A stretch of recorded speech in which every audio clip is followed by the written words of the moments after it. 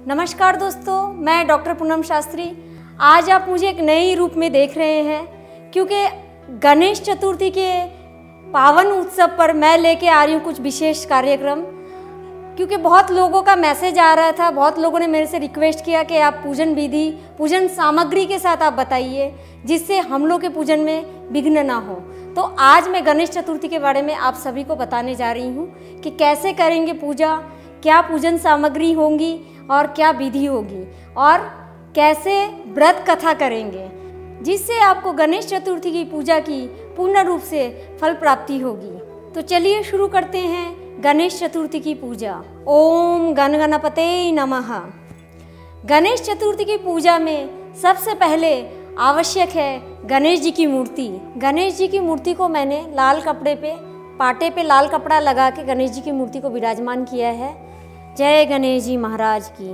पूजन सामग्री में मैंने लिया है अक्षत यानी कि चावल, रोली, हल्दी, कुमकुम, गुलाल, अबरक, इलायची, लौंग, सुपारी, मोली, गंगाजल, इत्र, चंदन, जनेऊ, थोड़ी सी रुई यानी कि कॉटन,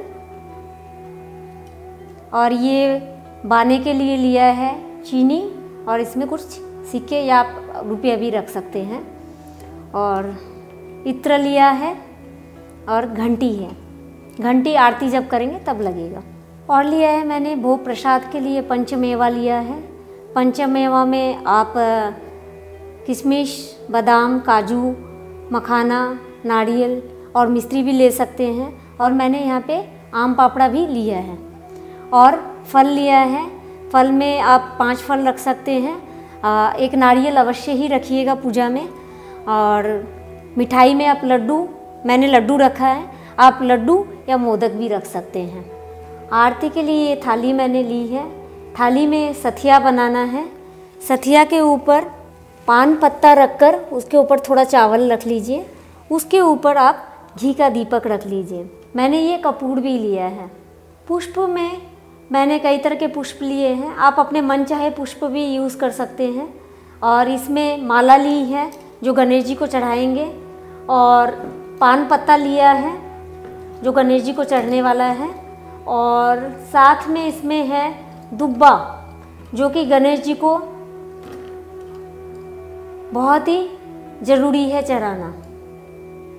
वैसे तो आप गणेश जी की पूजा के लिए कोई भी माला ले सकते हैं, लेकिन गणेश जी को प्रिय है पीले फूल और वाइट फूल।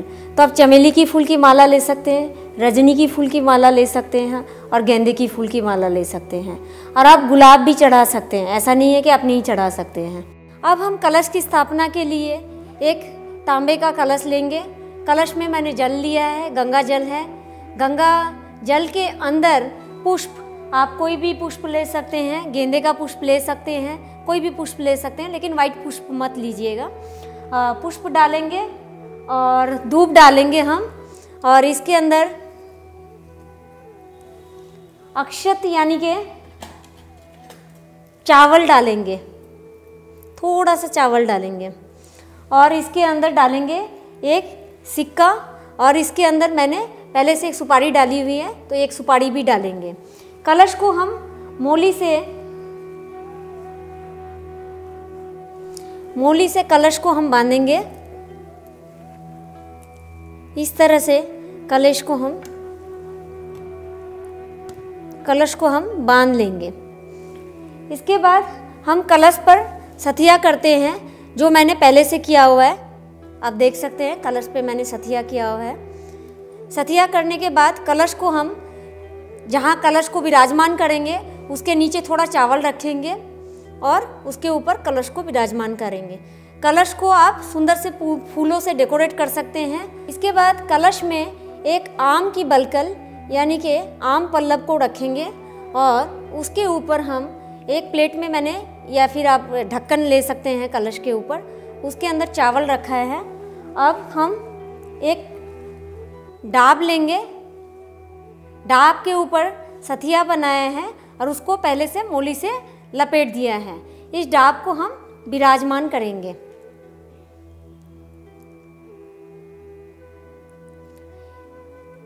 इस तरह से हम कलश की स्थापना करते हैं। कलश की स्थापना करने के बाद हम दीपक तैयार करेंगे। दीपक में पहले से मैंने बाती और घी डाला हुआ है और इसको मैंने दीपक को भी चारों तरफ से फूलों से डेकोरेशन कर दिया है। आप अखंड दीपक भी ले सकते हैं या फिर नॉर्मल दीपक भी ले सकते हैं। इसको हम प्रज्वलित करेंगे और अग्निदेव को नमन करते हुए दीपक को प्रज्वलित करेंगे। साथ में गणेश जी को भी सुमिरेंगे, जय गणेश जी महाराज।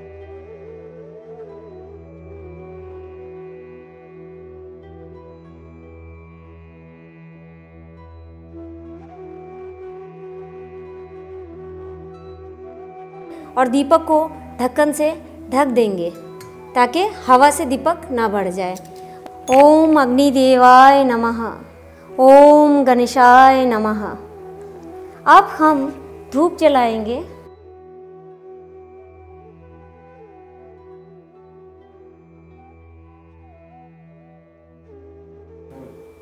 अब हमने धूप जला लिया है। गणपति जी को धूप दिखाएंगे और अगरबत्ती को हमें, अगर अगरबत्ती स्टैंड है तो अच्छी बात है, अगर नहीं है तो आप किसी फल का भी इस्तेमाल कर सकते हैं। ओम धूपाय नमः, ओम गणपते नमः। कलश की पूजा करेंगे, उसके लिए आप कलश को रोली से चिरचेंगे, अक्षत डालेंगे और वरुण देव यानी जल के जो स्वामी है वरुण देव, हम उसको मनन करते हुए ही कलश की पूजा करेंगे। कलश के ऊपर भी हम एक मोली चढ़ाएंगे, पुष्प चढ़ाएंगे,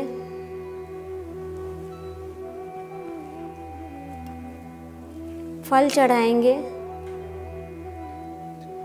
फल को आप नीचे रख सकते हैं, भोग लगाएंगे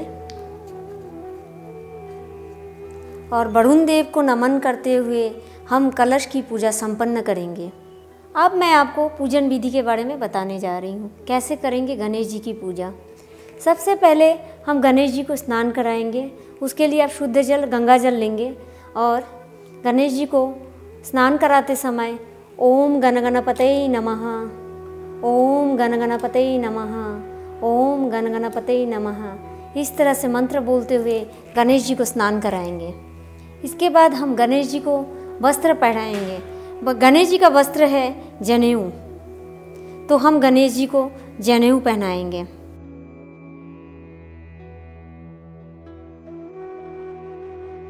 अभी हम गणेश जी को वस्त्र पहना रहे हैं, गणेश जी को हम जनेऊ पहनाएंगे।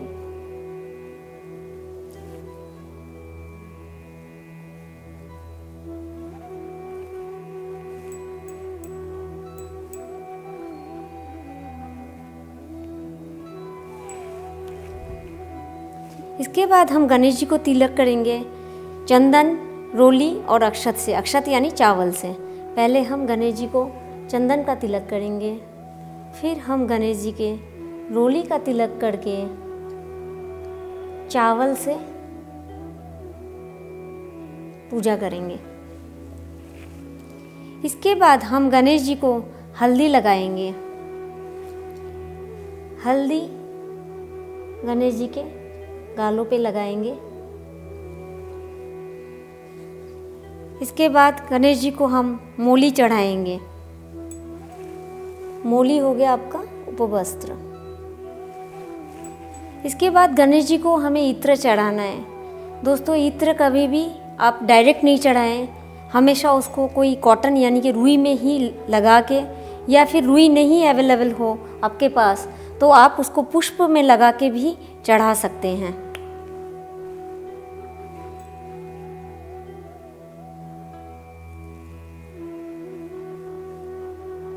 इत्र चढ़ाते हुए हम बोलेंगे ओम त्र्यंबकम अजामहे सुगंधित पुष्टिवर्धनम उर्वा रुक्मिन बंधनान मृत्युर्मोक्ष्यमामृतात्। गणेश जी को इत्र चढ़ा दिया है हमने। अभी हम गणेश जी को माला चढ़ाएंगे। मैंने चमेली की माला ली है, आप चाहे तो रजनीगंधा की भी माला ले सकते हैं। ओम गण गणपते नमः।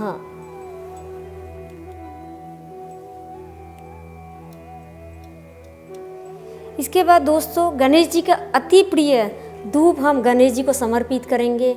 यह मंत्र बोलते हुए ओम गण गणपते नमः, ओम गण गणपते नमः, ओम गण गणपते नमः।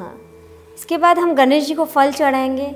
फल में मैंने लिया है केला और एक एप्पल। बाकी तो फल में और भी है, सब गणेश जी के निमित्त ही चढ़ रहा है। नारियल चढ़ाएंगे।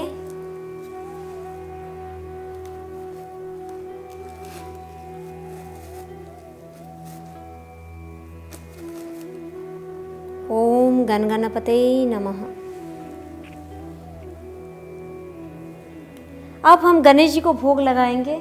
एक पान का पत्ता लिया है मैंने और पान के पत्ते पे एक लड्डू रखा है और गणेश जी के निमित्त मैं इसको अर्पित करने वाली हूँ। ओम गण गणपते नमः। इसके बाद हम जल अर्पण करेंगे यह मंत्र बोलते हुए ओम गण गणपते नमः, ओम गण गणपते नमः, ओम गण गणपते नमः। अब हम पंचमेवा तैयार कर रहे हैं जो हम गणेश जी को अर्पण करने वाले हैं।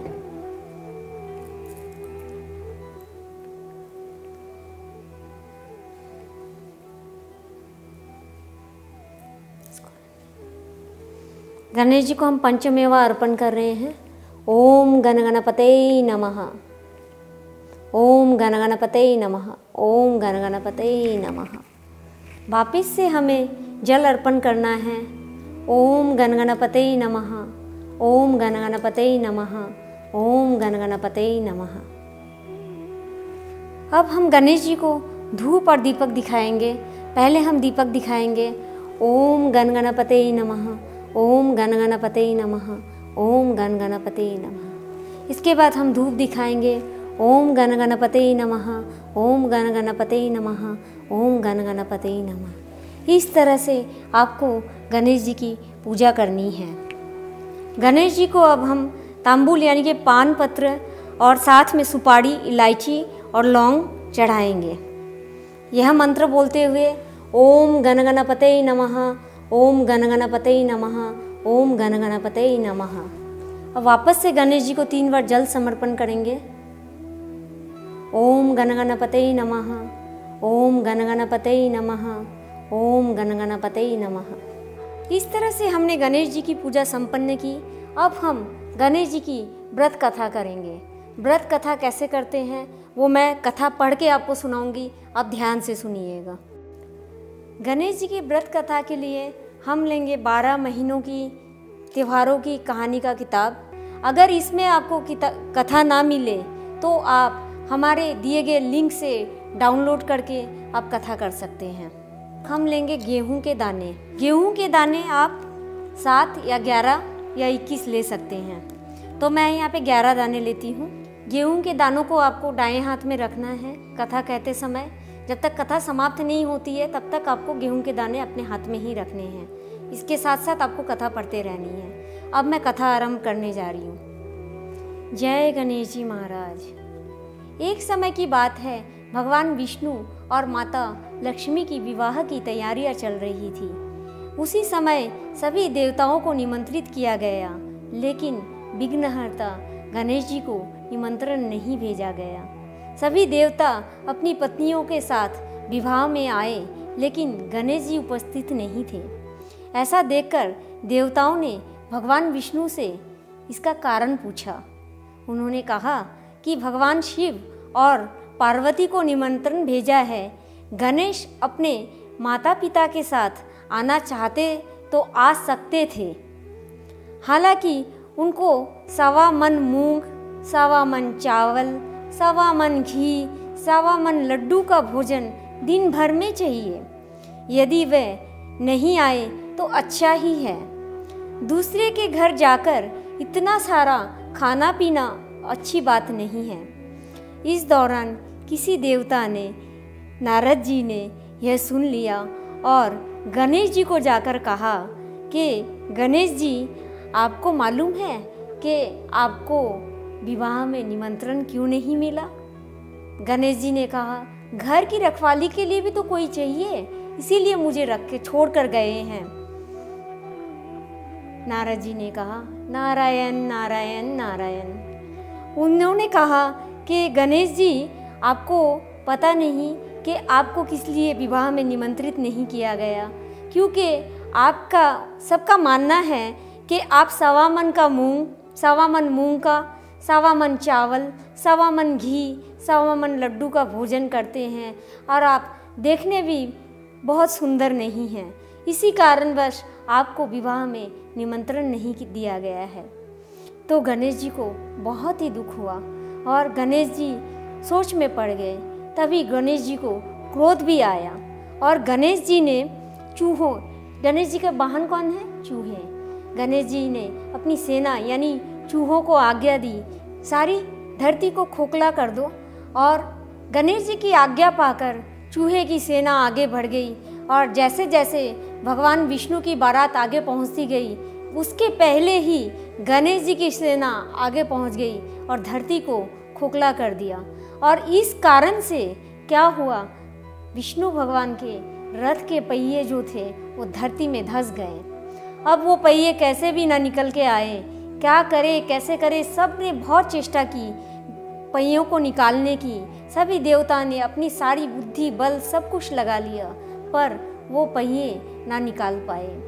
ऐसे में किसान खाती को बुलाया गया और उनसे कहा गया कि ये रथ के पहियों को निकाले और ताकि भगवान के रथ को आगे बढ़ाया जाए, क्योंकि माता लक्ष्मी भी वहाँ पे भगवान विष्णु के लिए बेसब्री से इंतज़ार कर रही थी। तो गणेश जी की पूजा के बिना कोई काम नहीं होता। क्यों नहीं होता? किसान खाती आए और उन्होंने पहिए पे हाथ लगाया और कहा कि जय गणेश जी महाराज, और पहिया, रथ का पहिया बाहर निकल आया। ये सब ने पूछा कि भाई हम तो गणेश जी को छोड़ आए हैं और किसान खाती आप गणेश जी को सुमिर रहे हो, वो भी सबसे पहले। तो उन्होंने कहा कि गणेश जी के सबसे पहले सुमिरे बिना कोई भी कार्य सिद्ध नहीं होता है, तो इसीलिए मैंने पहले गणेश जी को सुमिरन किया और इसी कारण बस गणेश जी ने मेरी पुकार सुनते हुए इस रथ के पहिए को बाहर निकालने में मेरी मदद की। इसके बाद गणेश जी को सभी देवी देवता वापस घर गए लेने के लिए और सब कोई गणेश जी को मनाकर लेकर आए और गणेश जी को पूजा की और गणेश जी को पहले रिद्धि सिद्धि पढ़नाई गई। उसके बाद भगवान विष्णु के साथ लक्ष्मी जी का ब्याह हुआ। तो ये है गणेश चतुर्थी की कथा। गणेश जी को सुमिरे बिना कोई कार्य नहीं होता है, इसीलिए गणेश जी को सुमिरन करना बहुत ज़रूरी है। तो यह है गणेश जी की व्रत कथा। आप गणेश चतुर्थी के दिन इस कथा को अवश्य ही सुने। इस कथा को सुनने से विघ्नहर्ता अवश्य ही आपके जीवन के सारे विघ्न हरेंगे। व्रत कथा समाप्त करने के बाद हम बायना निकालते हैं। बायना निकालने के लिए आप चीनी ले सकते हैं या गेहूँ भी ले सकते हैं, क्योंकि आपके रीति रिवाज के अनुसार ही आपको बायना निकालना है। आप उसमें अगर आपके घर में चीनी यूज़ होता है तो आप चीनी लेंगे, अगर गेहूँ यूज़ होता है तो आप गेहूँ यूज़ लेंगे, या फिर अगर और कुछ अगर यूज़ होता है आपके बायने में तो आप उसी से ही बायना निकालेंगे। इस चीज़ का अवश्य ध्यान रखिएगा। बायने पे पैसा रखना ना भूलें। और वो बायना कैसे निकालेंगे मैं आपको दिखाऊंगी। बायना के लिए आप हाथ में जल लेंगे और अपने पल्ले से हाथ को ढक लेंगे। उसके बाद आप दोनों हाथों से 3 बार इस कटोरी पर हाथ फेरेंगे और जल को नीचे छोड़ते हुए आप नमन करेंगे। और इस कटोरी को, इसको आपको अपनी सासू माँ को पाँव छूते हुए देना है। अगर आपके घर में सासू माँ नहीं हैं तो आप अपने घर के बड़े बुजुर्ग को भी दे सकते हैं। अगर घर में बड़े बुजुर्ग भी नहीं हैं तो आप भगवान को अर्पण करके आप किसी ब्राह्मण को भी दे सकते हैं। और ये जो मैंने गेहूं के दाने लिए हैं, ये गेहूं के दानों से ही आपको शाम को चंद्रमा को देखकर अपना व्रत खोलना है। गेहूं के दाने और जो जल लिया है उसको चंद्रमा को देखते हुए उसको अर्पण करना है और अर्पण करने के बाद उसके छींटे लेने हैं और उसके बाद आप अपना व्रत खोलें। और आपने जो भी भगवान के निमित्त प्रसाद बनाया है उसको भगवान को अर्पण कर कर उसको आप ले सकती हैं, यानी कि आप भोजन कर सकते हैं। अब हम पूजा की समाप्ति से पहले आरती करेंगे। जो आरती की थाली मैंने पहले से ही सजाई हुई है वो आरती की थाली लेंगे और दीपक को प्रज्वलित करके हम आरती करके पूजा को संपन्न करेंगे। जय गणेश जय गणेश जय गणेश देवा, जय गणेश जय गणेश जय गणेश देवा। माता जाकी पार्वती पिता महादेवा। इस तरह से पूजा करके उम्मीद करती हूँ कि आपकी गणेश चतुर्थी की पूजा संपन्न होगी एवं आपको जीवन में सुख समृद्धि की प्राप्ति होगी। धन्यवाद।